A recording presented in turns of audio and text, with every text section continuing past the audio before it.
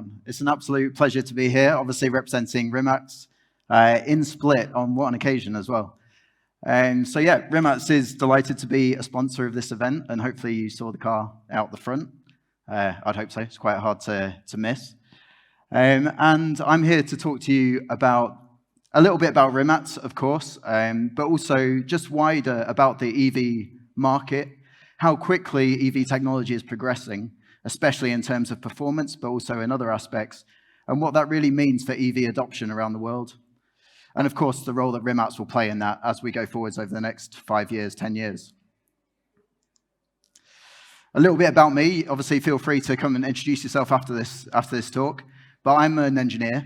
I've worked at Rimac for 1 year now, more or less, based in Zagreb. So I moved from the UK to Zagreb to join this fantastic company. And yeah, so I lead a team of engineers who are working on next generation of EV motors, EV powertrains. And so I've got a bit of an insider scoop, basically, into how that technology is progressing. And hopefully I can share some of that with you today. But I can tell you it's really exciting what we're doing. And hopefully most of you are a little bit familiar with Rimac, at least over the last couple of days, but a couple of numbers to put things in context. We're definitely not the startup that we were 10 years ago. So there's now 1,500 employees at Rimac, based across 10 locations. We're working on, 30 projects, 10 OEMs, you can read off the slides. And it's, that is a massive change in just 10 years. I'm also going to talk to you later on, of course, about the car itself, the Navera, which has already broken 5 world records, and is really a special bit of kit. An important thing to stress, though, and I'm going to stress this early on, is that Rimac, yes, is very focused on the hypercar market. We've just merged with Bugatti, which is absolutely huge for the company. If you hadn't heard of Rimac, hopefully you've heard of Bugatti. And that side of the business is, of course, looking to sell very, relatively expensive, let's be honest, very, very high-performance vehicles, in low numbers. But to really make the impact on EV mobility and to increase our move towards sustainable transport as an industry, Rimac has started Rimac Technology, which is taking that hypercar technology and really dropping the price by, I'm talking in an order of magnitude, so 10 times cheaper technology, and selling that into wider markets. So into other OEMs, making much more readily available vehicles. And that's really the long game for Rimac. We want to make our impact in a sustainable way. So I'm going to talk about Rimac more a bit later, but what I want to go to now is just zoom out and look at the wider industry. So this is the EV market share, and as you can see, when Rimac started, it was 0%, pretty much 0.2% 10 years ago. And I don't know how Mate Rimac managed to foresee that this would happen, but he clearly did. And in recent years, that has paid back. So just over the last year, it reached 8% last year. And since then, if you look at the last 4 months, it's really, really taking off. So 15% globally of new vehicles were EV in 2022, in March 2022, sorry. And if we look at specific markets like Europe, that is 22%, and China even more at 29%. This is really, it is heating up now over the last year or so. And so I plotted this graph mostly. You'll notice there's a lot of graphs on my slides because I'm an engineer, so that's what I do. You'll be able to tell which ones are marketing slides and which ones are my slides very, very easily, I think. This one's my slide, clearly. And I plotted this out mostly out of my own interest because I was interested that no one really seems to be predicting how quickly this is going to take off. At least they're not aligned with my personal predictions. So I looked at what Bloomberg New Energy Finance were predicting. And as you can see, every year, they change their prediction, they bring it forwards. They expect, 50% was going to be 2039, then it was 2037, now 2035. And they keep bringing it forwards, and they're still completely wrong, in my view. And we're seeing that over the last year. We're already at 15% in March, and that wasn't, even at the beginning of last year, they only predicted that to happen in 2025. So things are happening a lot faster. Think for yourselves about what you think when that's going to hit the 50% mark. It's a lot sooner, in my view. So I started thinking, why? Why are these companies predicting it wrong? And there's lots of reasons. You could talk about government incentives, dropping battery prices, obviously the increasing consumer focus on sustainability, petrol price changes, all of that. But that's all stuff that they actually monitor very well, these companies. I think they've missed one trick, and that is what I'm going to talk about mostly today. And that's to let you in on a secret, and that is that EVs are just better. And that's what they haven't predicted, that people are willing to pay more for an EV because it's better. And they're willing to pay more for an EV despite them being more expensive and despite them being there's less charging infrastructure or not enough charging infrastructure yet. So what do I mean by they're better? Well, obviously they're more efficient. That means they're more sustainable, it's better for the planet, but also cheaper to run. They're more reliable, less time broken down on the side of the road, more convenient, you can charge at home. They're more spacious, especially you get rid of that combustion engine at the front, you can open up so much more interior space. They're more refined, by that I mean they're quieter, obviously, but also there's no gear shifting, so you can put your foot down and not get any jerk apart from the acceleration of the ridiculous G-forces you can get, but much more refined. Having a battery underfloor as well has so many advantages for the vehicle. It lowers the center of gravity, it also makes the whole vehicle stiffer, and that means it handles better. They're also safer, they're not going to roll over because of that low center of gravity again. And finally, they are obviously faster. And out of interest, how many people in the room have driven an EV or even taken a ride in an EV? So more than half, which is really good. And hopefully, unless you drove like a Nissan Leaf or something, hopefully, any modern EV, really, when you get in it and you drive it, you feel, it's exciting to drive, it's fun, they're really nippy, they're really quick. And that's regardless, really, of the market, even like the lower end vehicles. Obviously, once you start going up to the upper end of the Tesla vehicles, things get a bit silly, and then you've got Nevera on a whole different level, which we'll go into. So yeah, I've hopefully persuaded you that EVs are kind of even better than combustion engines in many ways today. So, how much are they going to improve going forward?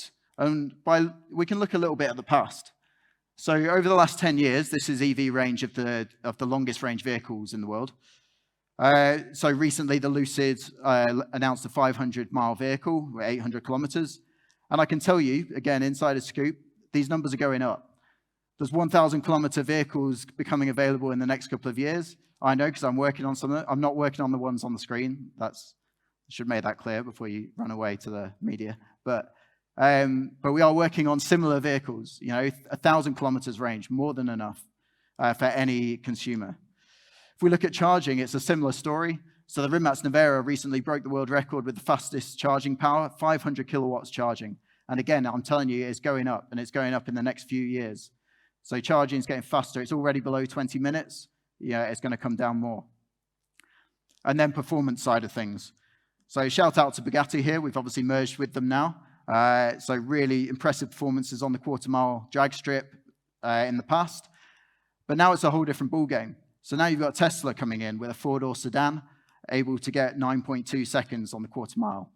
And if that doesn't persuade you that EVs are better in a performance perspective, then look at Rimac Nevera. That's a complete and utter step change. Like, you don't see world records being broken by that amount. And that is what you can do with EV technology. And again, it's getting better. So one other thing I wanted to talk about in terms of performance, and that is torque vectoring. So I really like the video in the bottom left there. If you keep your eye on it, keep an eye on the spin, this bit here.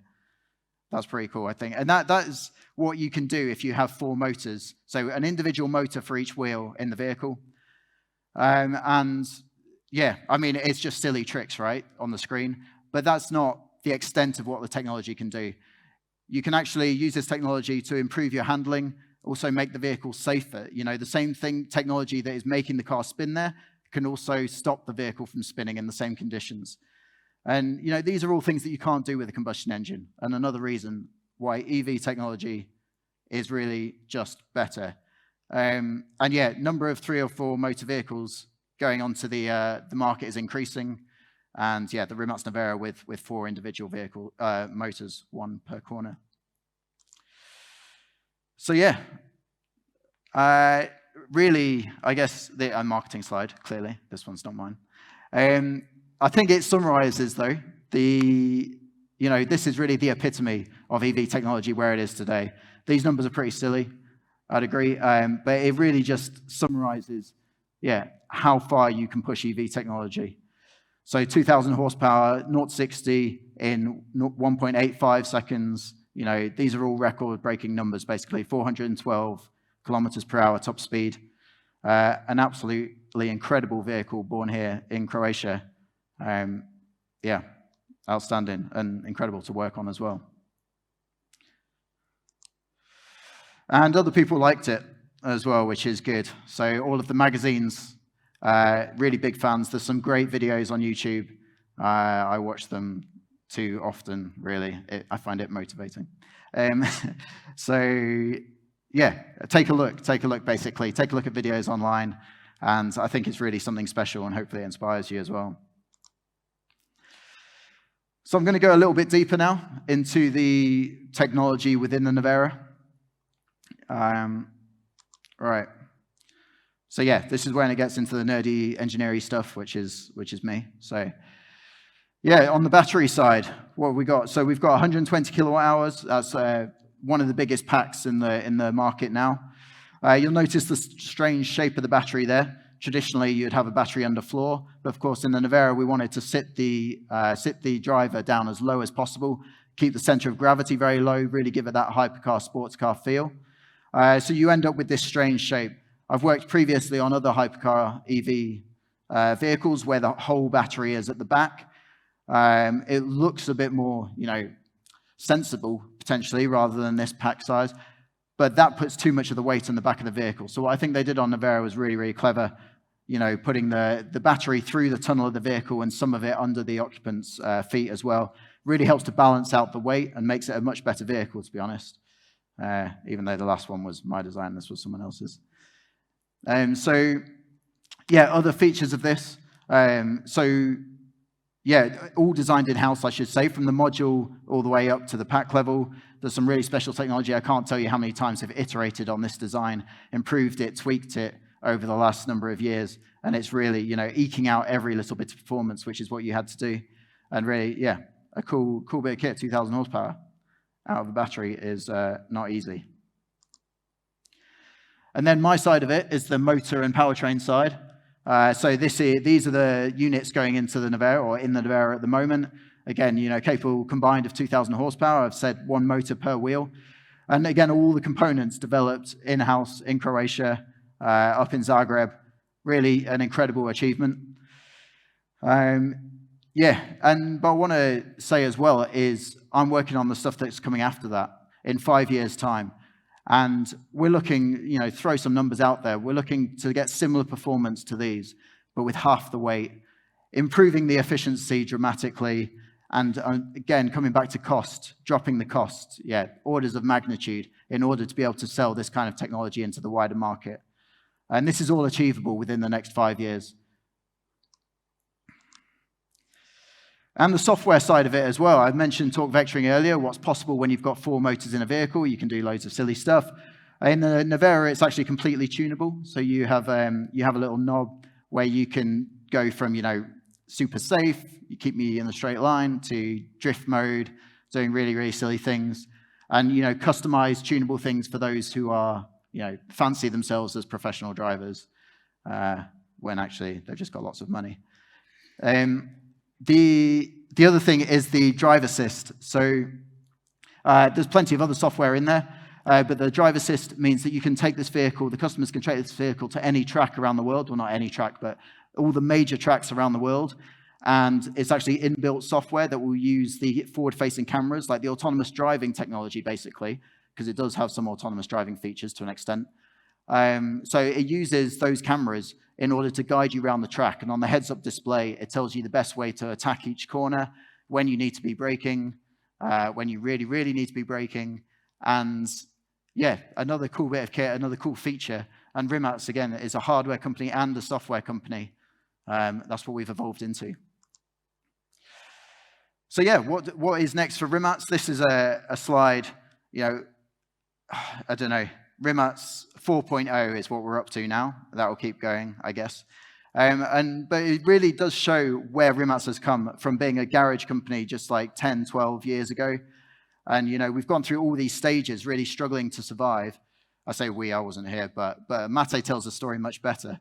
But, we're now up to the point where we are selling Naveras, but we're also building technology for the rest of the automotive industry and trying to become a real force in this automotive market.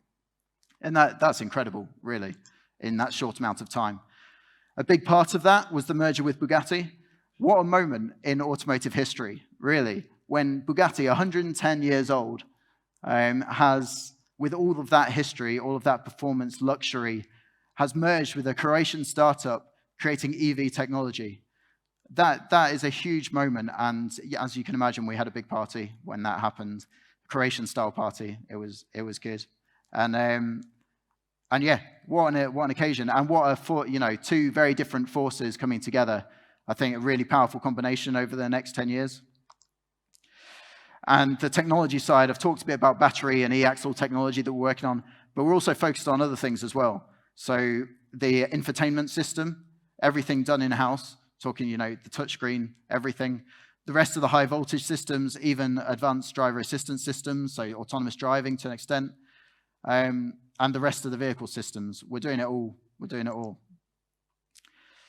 So to do all of this, we need a really, really fancy place to work, of course. So yeah, this is the campus which is being built. It's a real blend of sustainability. Everything, is running on sustainable energy and, built in a sustainable fashion, which is fantastic and what Rimac stands for. But at the same time, it has a racetrack going around it, a real blend of, performance and sustainability that I think Rimac is nailing at the moment. And it's not just a render either, so that is real. There on the left, you can see, construction has already started. We're going to be moving in next year.